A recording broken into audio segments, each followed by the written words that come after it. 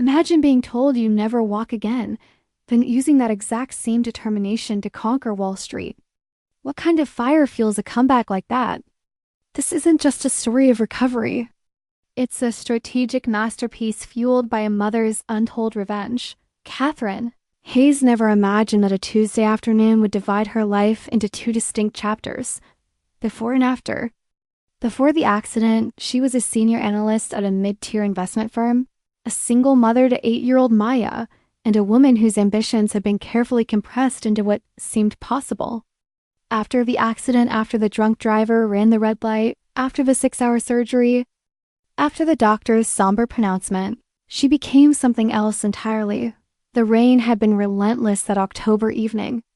Catherine had just left Maya with her mother and was heading to meet Richard Caldwell, her firm's managing partner, for what he called a career-defining conversation. She'd spent 3 years building a portfolio strategy that could revolutionize their approach to emerging markets. The presentation sat in her briefcase. Each slide polished to perfection. She never made it to that meeting. The impact came from the passenger side. A blur of metal and glass that seemed to stretch across an eternity and compress into a single devastating instant. When Catherine finally opened her eyes in the ICU, 36 hours had passed. Her mother sat beside the bed, eyes red-rimmed, holding Maya's small hand. The little girl's face was streaked with tears. "Mom?" Maya whispered. Catherine tried to sit up, tried to reach for her daughter, and that's when she felt it, or rather, didn't feel it. Nothing below her waist. Just absence. Dr. Patel delivered the news with clinical compassion. Complete spinal cord injury at T10. Paralysis from the waist. Down. Permanent. The word hung in the sterile air like a sentence handed down by an implacable judge. The first weeks were submerged in a fog of pain, medication, and physiotherapy. Catherine learned to navigate her new body, to transfer from bed to wheelchair, to manage the 1,000 indignities that came with her altered reality. But worse than the physical challenges was the psychological toll. Every time she looked at Maya, she saw her daughter's future flash before her eyes, a childhood spent caring for a disabled mother. Opportunities sacrificed, dreams deferred. The initial despair was suffocating. Catherine would awake in the middle of the night, phantom sensations of her legs moving, only to crash back into reality when she looked down at the useless limbs. She'd been independent her entire adult life, had raised Maya alone after her ex-husband had abandoned them when their daughter was 2. Now she couldn't even walk to the bathroom without planning an effort, 3 weeks after the accident. As Catherine sat in the rehabilitation center staring at her phone, a text message appeared from Richard Caldwell. She expected condolences, perhaps an inquiry about her recovery. Instead, the message was brief and brutal. "Catherine, given your circumstances, we've decided to move forward with James Whitmore as lead on the emerging markets portfolio. He'll be presenting your strategy to the board next week. Wishing you the best in your recovery." Catherine read the message 3 times, each word sinking deeper like a knife finding new depths to wound. James Whitmore, the ambitious junior analyst she'd been mentoring, the man who'd sat in her office taking notes on her methodology, asking probing questions she'd answered generously because she believed in fostering talent. He was going to present her work, her 3 years of research, her insights, her strategy as his own. She called Richard immediately. His assistant answered, voice professionally sympathetic. "I'm so sorry, Miss Hayes, but Mr. Caldwell is in meetings all day. He did mention that your disability benefits package would be quite generous, and HR will be in touch about the transition." "Transition?" Catherine's voice was ice. "Well, given your condition, we assumed you'd want to focus on your recovery. The firm is prepared to offer a very fair severance package." Catherine ended the call.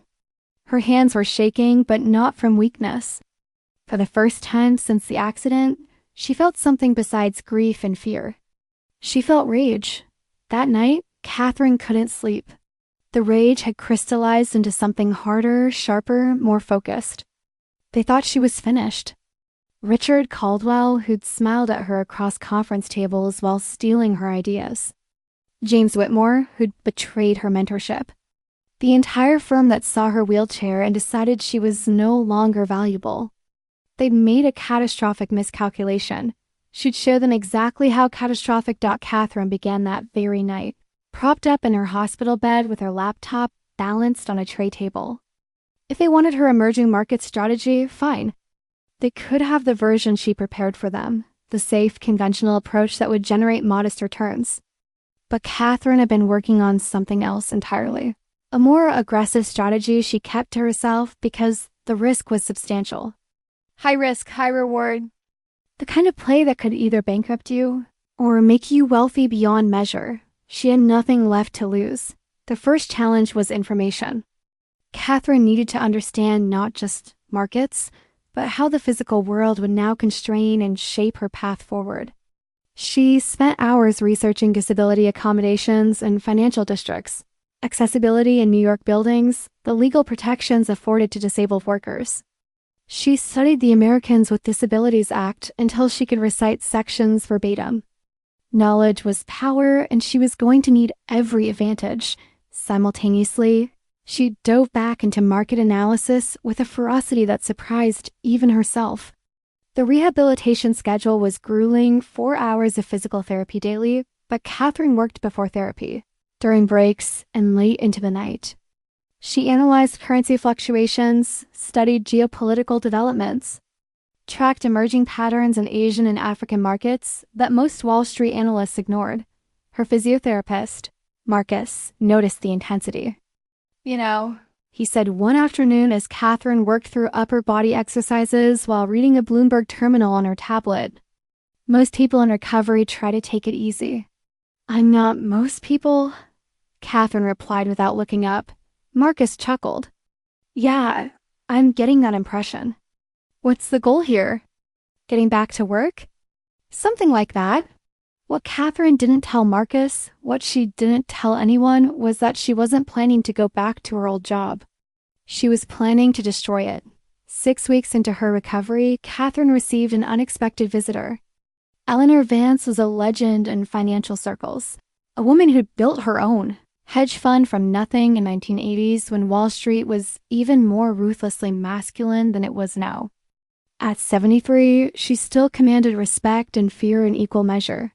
Catherine Hayes, Eleanor said, wheeling herself into the rehabilitation center's common room. Catherine stared. Eleanor Vance was in a wheelchair, had been for 15 years after a stroke, though this was rarely mentioned in profiles about her. Miss Vance, I'm honored, but I have to ask how I found you, how I knew to come. Eleanor's smile was sharp. I make it my business to know when talented people get screwed. I heard about Richard Caldwell's little maneuver. Classy guy stealing from a woman recovering from a catastrophic injury. Catherine's defenses went up. I don't need pity. Good, because I'm not offering any. I'm offering an education. Eleanor rolled closer. You think being in this chair makes you weaker? It doesn't. It filters out every weak person around you. It shows you exactly who people are when they think you're vulnerable. That's valuable intelligence. Intelligence doesn't pay my daughter's tuition. No, but revenge can be profitable. Eleanor pulled out a business card. I've been watching your after-hours trading. Small positions, smart plays.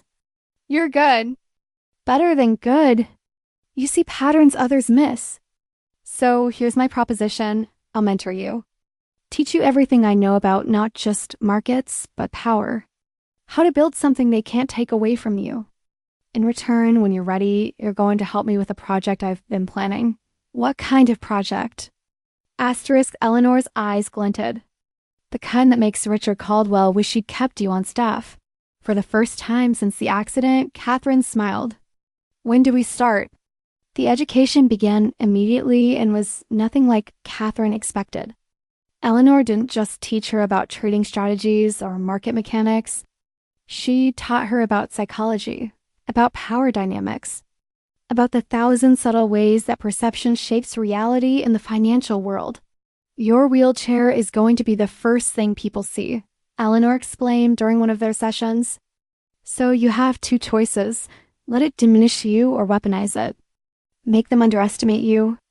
Let them think you're soft, broken, desperate. Then eviscerate them when they're not paying attention.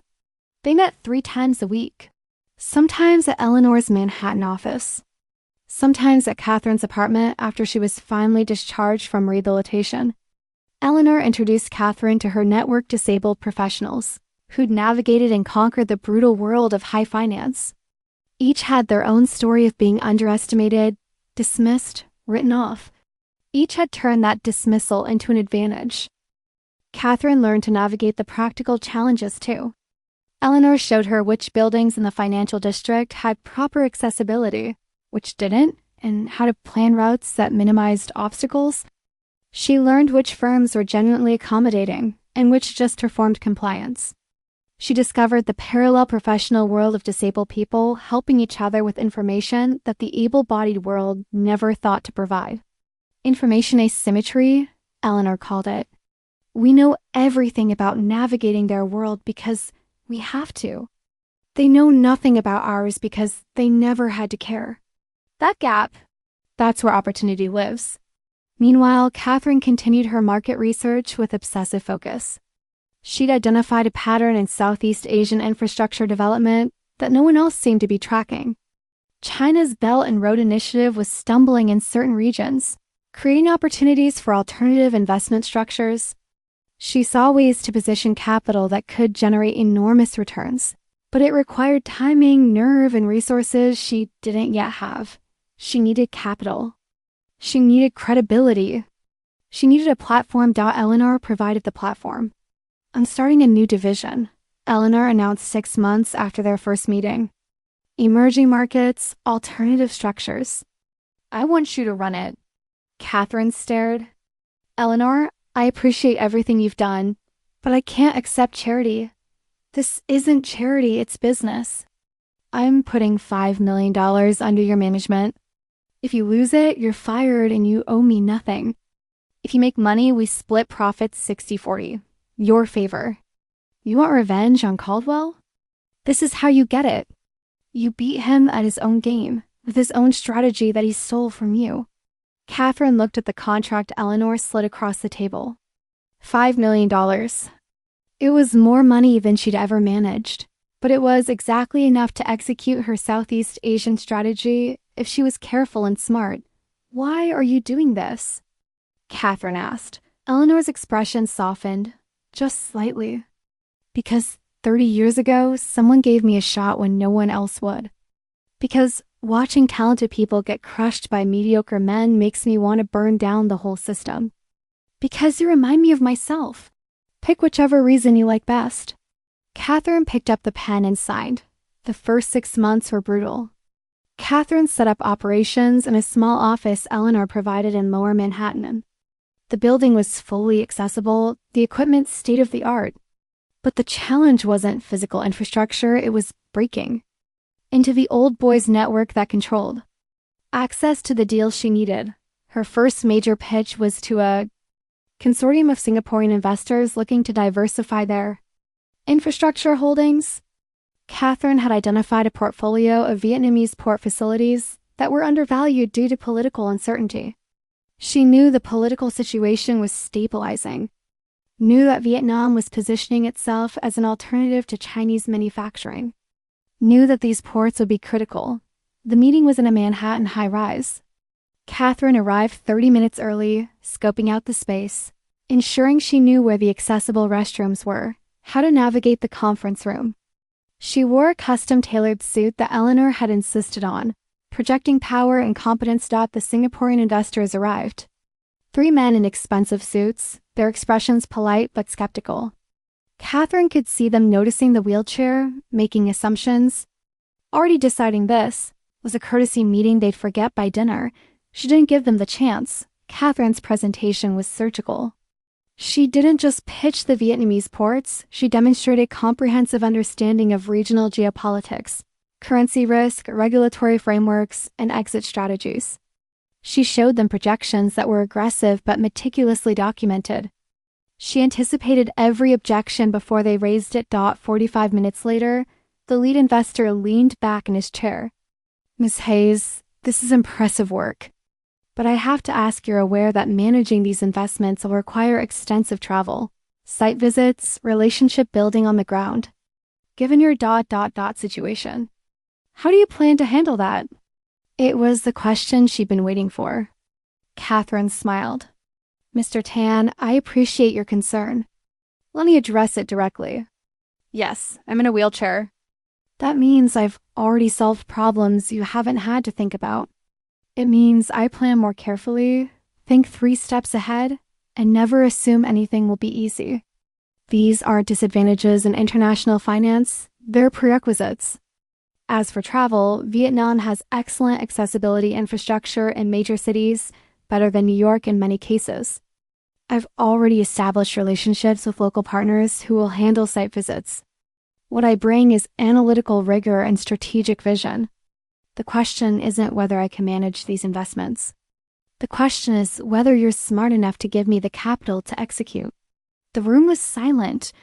Then Mr. Tan started laughing. Eleanor Vance told me you were something special. I'm beginning to understand why. Let's talk terms. Catherine secured $4 million in additional capital from the Singaporean consortium. Combined with Eleanor's initial investment, she now had $9 million to deploy. The Vietnamese port strategy was just the beginning. Over the next 18 months, Catherine built a reputation as one of the most innovative emerging markets traders in New York. Her strategy was unconventional. Instead of following the herd into Chinese tech or Indian pharmaceuticals, she focused on infrastructure plays in frontier markets that larger funds considered too small or too complicated. Vietnam, Bangladesh, Kenya, Colombia.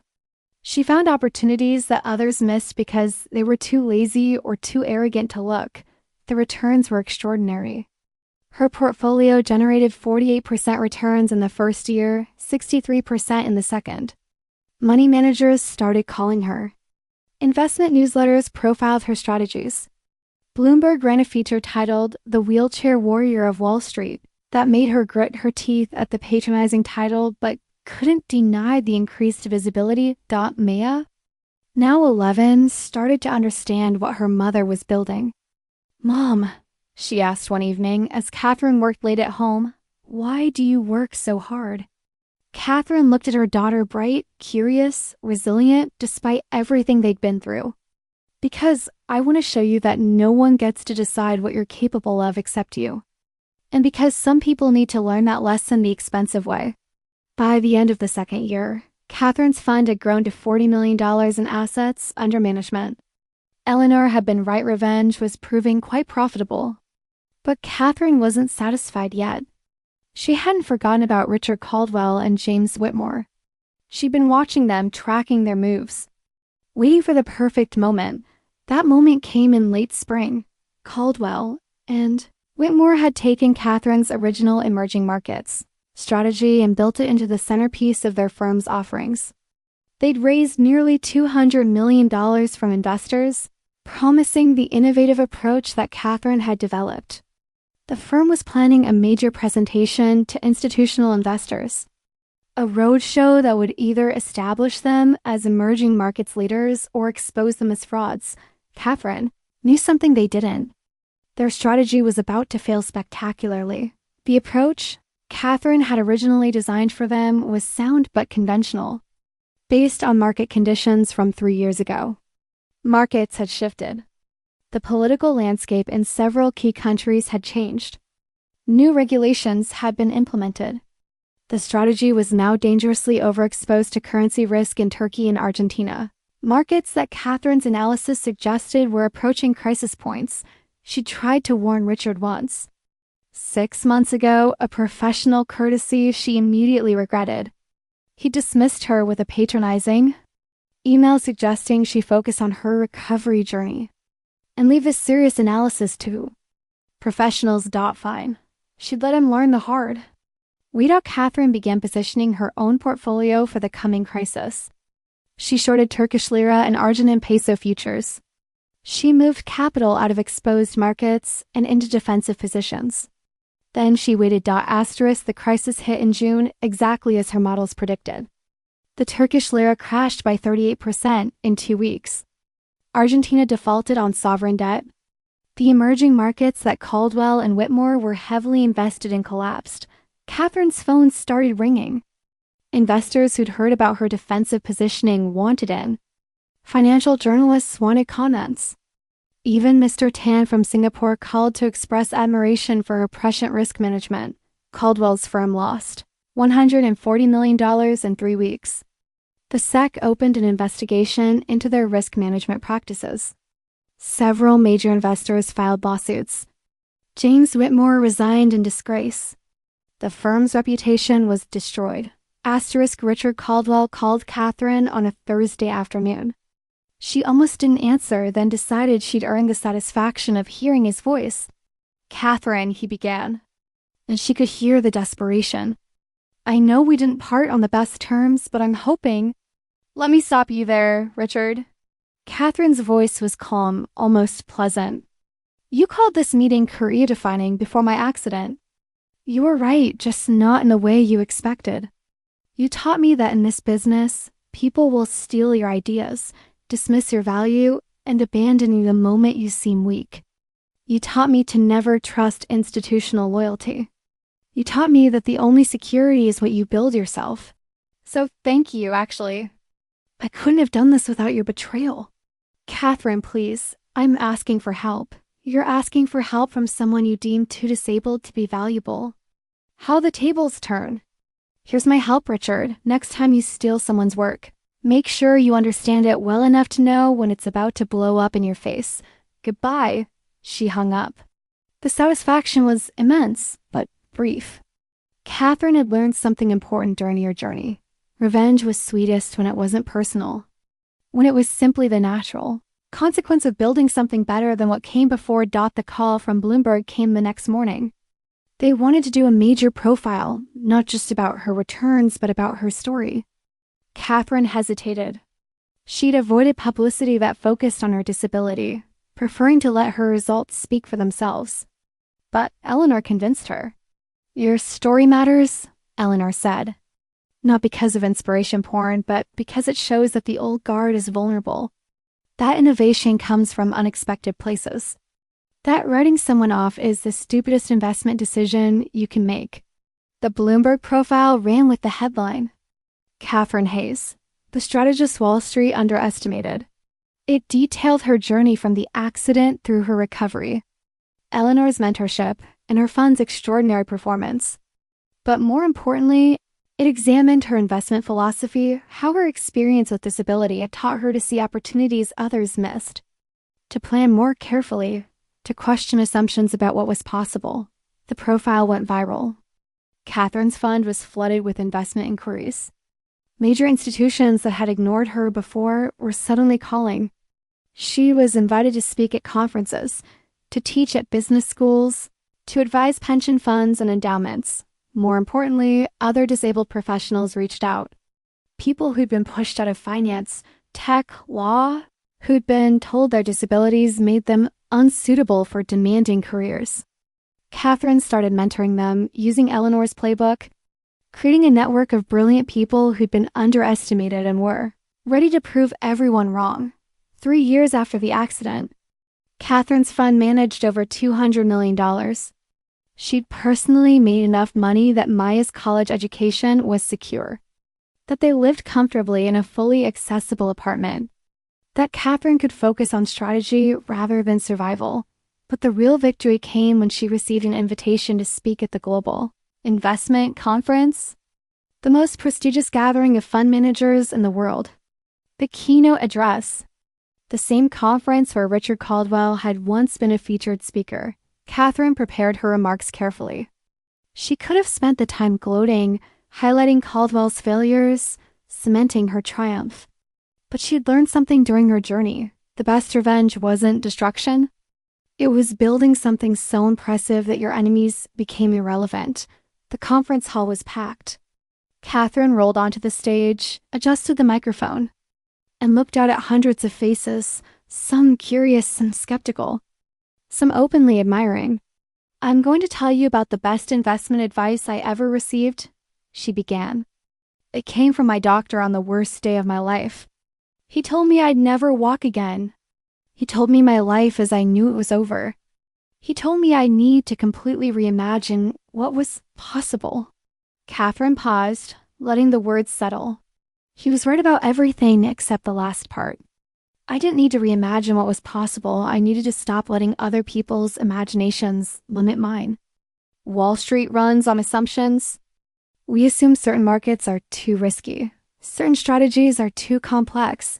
Certain people are too limited by their circumstances to succeed. Every assumption is a potential edge for someone willing to question it.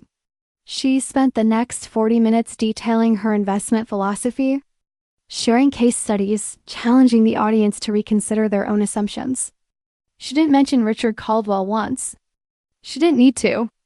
Everyone in that room knew the story. Everyone understood that she'd won not by destroying him, but by being so much better that he became a cautionary tale. The standing ovation lasted 3 minutes.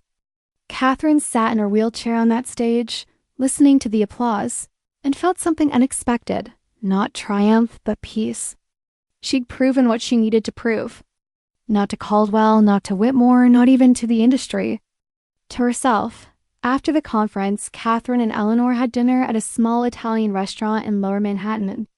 Maya joined them, now 14 and already showing interest in finance. Asterisk. So what's next? Eleanor asked. You've conquered Wall Street. You've built an empire. You've destroyed your enemies. Where do you go from here? Catherine considered the question. She thought about the dozens of people she was now mentoring, about the disabled professionals who reached out every week seeking advice. She thought about the assumptions still embedded in the financial system, the opportunities still being missed, the people still being underestimated. I think, Catherine said slowly, it's time to expand. Not just my fund, but the whole ecosystem. I want to create an investment firm specifically designed to be accessible, to recruit the best talent regardless of disability, to prove that diversity isn't just ethical, it's profitable. I want to build something that makes firms like Caldwell's obsolete not through competition, but through irrelevance. Eleanor smiled.